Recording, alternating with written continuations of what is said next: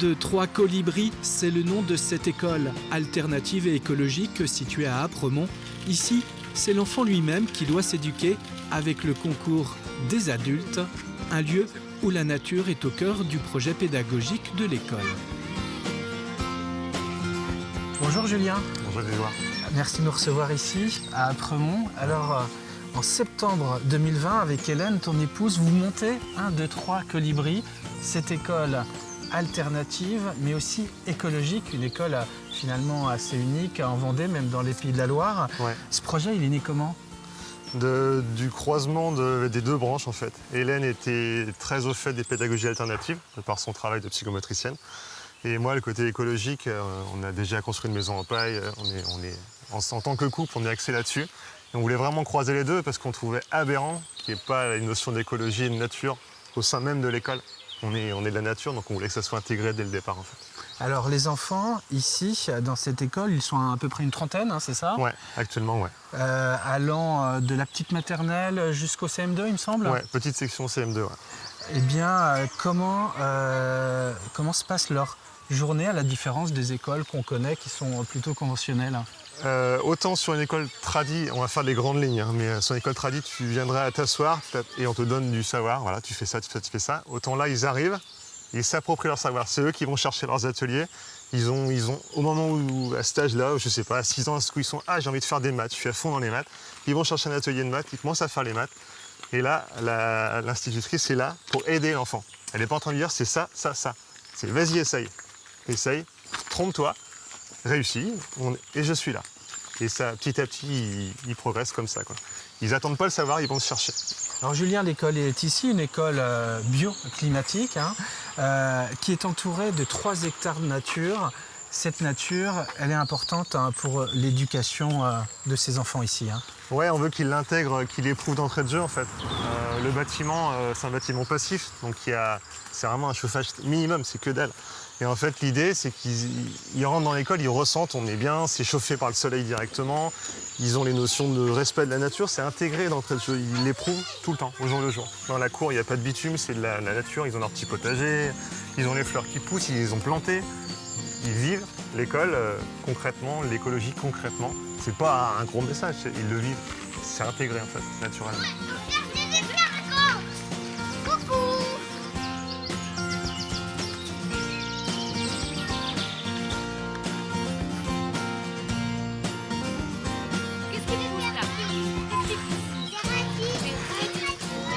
Oui, Hélène, quand avec Julien vous fondez cette école alternative, vous lui donnez un nom, 1, 2, 3 colibris. Ce nom, je pense qu'il peut parler à beaucoup, un nom cher à Pierre Rabhi. Colibri, le message, la symbolique du colibri, pour ceux qui ne le sauraient pas encore, qu'est-ce que c'est ? Parce que c'est le cœur un petit peu de cette pédagogie ici. En fait, c'est inspiré d'une légende amérindienne qu'a repris Pierre Rabhi, où l'idée c'est chacun fait sa part pour que le monde change. Que si on s'associe tous un petit peu, on fait avancer les choses. Donc c'est un peu notre idée, c'est que chaque petit enfant qui sortira de cette école sera un petit citoyen autonome qui fera avancer les choses, faire avancer l'humanité, on va dire. Et vous, Julien, et vous, quel est votre regard sur l'école conventionnelle aujourd'hui ? Alors on ne veut pas du tout dénigrer ce qui se fait dans les autres écoles, il y a des très belles choses qui se font un peu partout. La seule chose, c'est que moi, donc, je suis psychomotricienne et dans mon travail, je constatais que parfois, il y a des enfants qui s'éteignent à l'école, qui peuvent être vifs, malins, mais qui ne s'y retrouvent pas forcément dans le système. Et voilà, ça me rendait malheureuse, ça. Et je me disais qu'il y avait peut-être moyen de leur proposer une pédagogie plus active et plus différenciée. Donc là, en fait, l'école, comme c'est des petits effectifs et des pédagogies dites actives, on se décale un peu, on fait autrement, voilà, et au milieu de la nature. Voilà. Et dans ce projet, vous avez fait appel à une équipe enseignante qui est venue parfois de loin.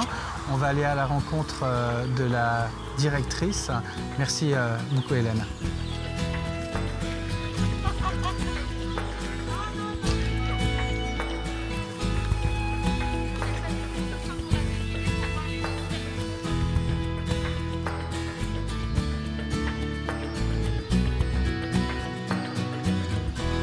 Célia, toi tu es directrice de l'école 1, 2, 3 Colibri ici à Apremont. Parlons si tu veux bien un peu de la pédagogie, mais avant tout disons que ici les enfants vont parler français naturellement, puisqu'ils sont français, mais toi, comme espagnol, avec une autre enseignante, eh bien, vous êtes bilingue, trilingue, donc les cours d'espagnol, les cours d'anglais vont être relativement fréquents ici. Hein. Donc oui, on donne beaucoup d'importance aux langues, à l'apprentissage des langues depuis tout petit. Et du coup, on le fait à travers les jeux, à travers des chansons, des comptines. Donc on fait des ateliers d'anglais, des ateliers d'espagnol dans la classe régulièrement, oui. La pédagogie, ici, elle est calée sur des enseignements tels Montessori, Freinet.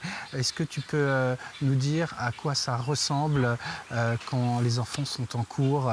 C'est une autonomie qui prend tout son sens parce qu'ils sont un peu maîtres de leur destin avec un soutien des adultes? Ils sont vraiment acteurs de leur apprentissage dans le sens où ils sont complètement libres et autonomes de choisir les activités sur lesquelles ils veulent s'investir.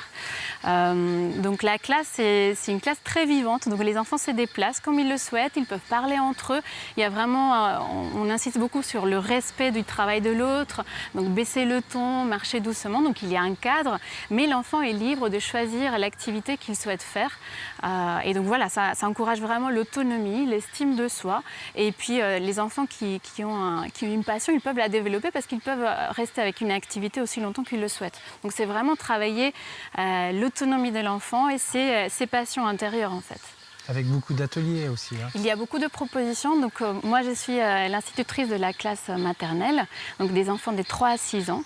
Et donc, nous, on s'inspire de la pédagogie Montessori. Donc, on a beaucoup de matériel Montessori qui est très sensoriel. Donc, l'apprentissage se fait vraiment par la manipulation. Donc, les enfants bougent tout leur corps pour apprendre ce qui est long et ce qui est court. Donc, c'est vraiment du matériel, c'est un exemple, c'est vraiment du matériel qui va impliquer le mouvement, le toucher, tous les sens en fait se mettent en œuvre pour les apprentissages. Voilà. Et pour les plus grands? Donc les plus grands, la classe des plus grands s'inspire aussi de la pédagogie Montessori. Il y a beaucoup de matériel Montessori qui fait vraiment un passage du concret à l'abstrait, une progression vraiment intéressante. Donc il y a beaucoup de matériel Montessori aussi. Et donc ma collègue, elle est formée à la pédagogie Freinet, qui est très intéressante pour cet âge-là. Donc c'est une classe qui a des enfants de 6 à 11 ans. Et du coup, il y a beaucoup de coopération entre les enfants. Les enfants ont vraiment une voix. Donc il y a les conseils des enfants. Tous les jours, ils peuvent partager leur passion au Quad 9. Donc il y a beaucoup de techniques ou d'activités qui vont proposer que l'enfant prenne la parole, qu'il partage ses savoirs et que il s'implique fortement dans la vie de l'école et avec ses camarades. Alors toi, Célia, tu as longtemps enseigné le français, d'abord en Espagne, en Andalousie. Tu es originaire de Grenade.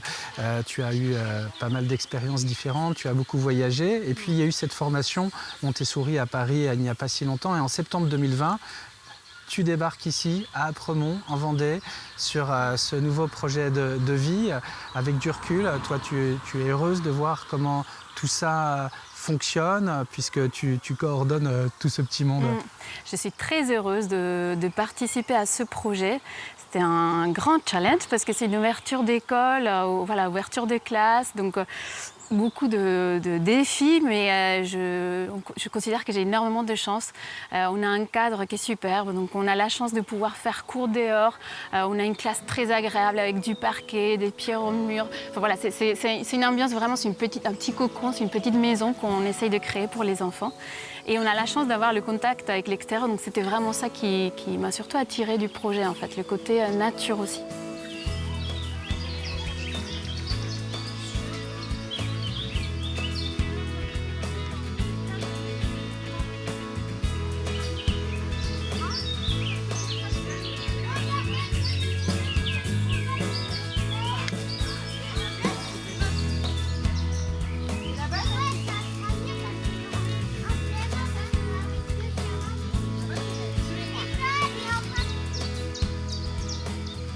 Julien, dans votre école 1, 2, 3 Colibri, les classes sont mélangées et ça, c'est intéressant pour les élèves. Ouais, parce qu'ils étant de niveaux différents, ils s'apportent les uns les autres. Les CP peuvent découvrir une leçon via les CM et les CM réviser une leçon en expliquant au CP. Et l'apport entre enfants n'est pas le même qu'entre adultes-enfants. Donc Ces petits écoliers, ils viennent d'où? Des villages avoisinants, j'imagine? On va peut-être sortir par là. Ouais. Globalement, oui. Globalement, oui. Il y a quelques-uns qui viennent un peu plus loin, mais le but, c'est d'être... Je rappelle qu'on est à Apremont. Ouais. Donc ça vient un peu de La Roche, peut-être aussi? Ouais, La Roche, c'est plus loin, La Roche-Saint-Gilles. C'est vraiment... mais globalement, c'est un cercle de 15-20 km. Après quelques mois de fonctionnement, et là vous êtes très content, c'est qu'il y a beaucoup de réinscriptions pour l'année suivante. Ouais. Ça, c'est une satisfaction, j'imagine. Bah, ça fait plaisir, oui. Et alors, comment ça se passe si on veut inscrire son enfant dans votre école? Bah, du coup, sur le site, il y a l'onglet préinscription. C'est en numérique, ça envoie tout ça chez nous. On regarde, on fait un petit point sur les envies des parents, comment on peut faire tourner le groupe classe. Et après, c'est parti, c'est une procédure classique. D'accord. J'imagine qu'il y a un coût qui est évidemment plus important que dans une classe, dans une école conventionnelle en tout cas. Oui, forcément, parce que du coup on est école privée hors contrat, donc c'est les cotisations des parents qui servent à financer les salaires des enseignants. Donc du coup le coût à l'année, on est pour l'instant en fixe à 3 000 € l'année, donc divisé en 10 ou 12 mensualités. D'accord. Et les projets, puisque c'est encore frais, à peine une petite année d'expérience ici, les projets ils sont considérables. Avec tout cet espace de 3 hectares autour de vous, il y a un potager en permaculture qui va bientôt se mettre en place.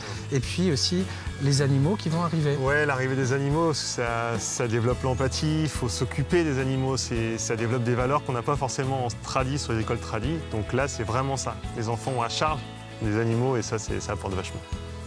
Ok, bon, j'étais ravi de découvrir cette école ici, 1, 2, 3 Colibri à Apremont. Merci beaucoup Merci à toi. pour la visite. Ouais, au plaisir. Et puis j'espère que cette émission vous aura plu. Quant à nous, on se dit à une prochaine fois, naturellement, pour un autre numéro de Chemin de Traverse.